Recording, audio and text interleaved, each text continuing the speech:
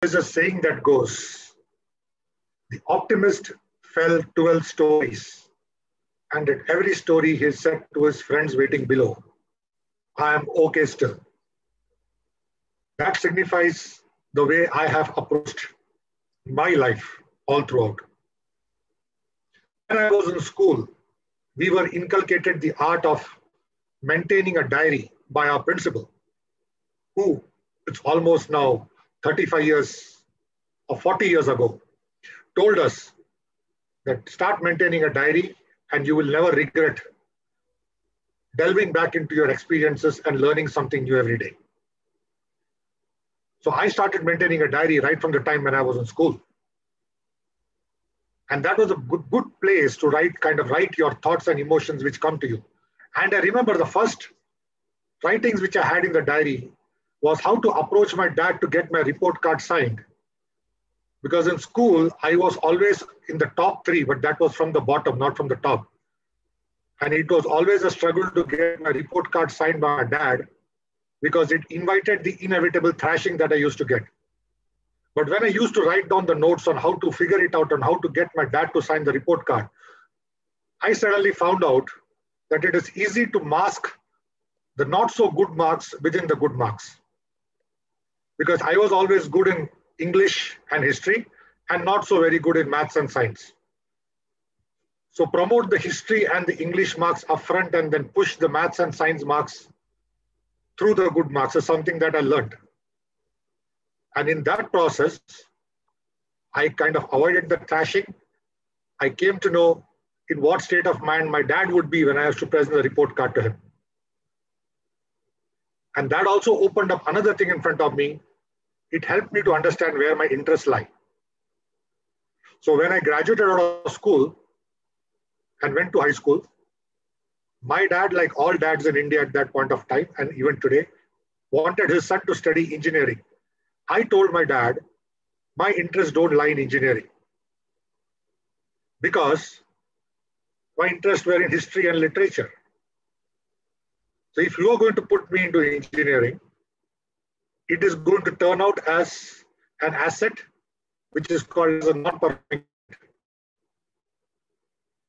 And I could tell that to my dad because I had this diary maintained, which showed that what are the things that went on in my mind and which are the interests that I want to do in life. And by that time, I had figured out how to approach my dad. So when I told my dad this, my dad was not so convinced. He was kind of feeling let down. But then I told him that the money that you are investing in engineering, you could very well put in the stock market and there'll be a much better rate of return.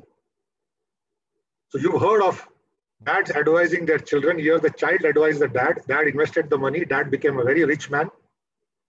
He never passed on anything to me, but that's beside the point. But I was happy that my thoughts and my experiences helped my dad make a lot of money. I went through an uneventful school and college life. Uneventful, I say, because I didn't do anything great. When I stepped out of school and college, I got my first job selling software to stockbrokers. Now, today people talk about Toastmasters, public speaking, topics. I had to do that for a living. And all these demons came in your mind, which said that, oh, if I knock into a door of a stockbroker, will the guy throw me out? Will he shout at me? Will I get rejected? That is where keeping this journal helped. Because every sale that I made, every door that I walked through, every experience that I had at the end of the day, when I used to put it down in a journal, I found out at the end of the day that nobody shouted at you. Nobody threw you out of the room. You had your share of rejections, as would happen in every sales engagement. But everybody that you spoke to was very polite to you. Some invited you for lunch. Some invited you for drinks outside of office hours. Some gave you references because they were very happy with the work you did. And in all of that, when I put down this journal, it helped me understand how people react at different instances of life. If you walk to somebody's door when that person is having a bad day at work, obviously that reaction would be something different. So don't blame the person. Look at the circumstances around that person Understand that that person is having a bad day. His or her reaction might not be the same the next day you walk in. Very, very important for a person like me starting his career. When I quit my job and co-founded a company at the age of 28, 26 years ago, I still went to my dad and told my dad I'm quitting my job and starting my company.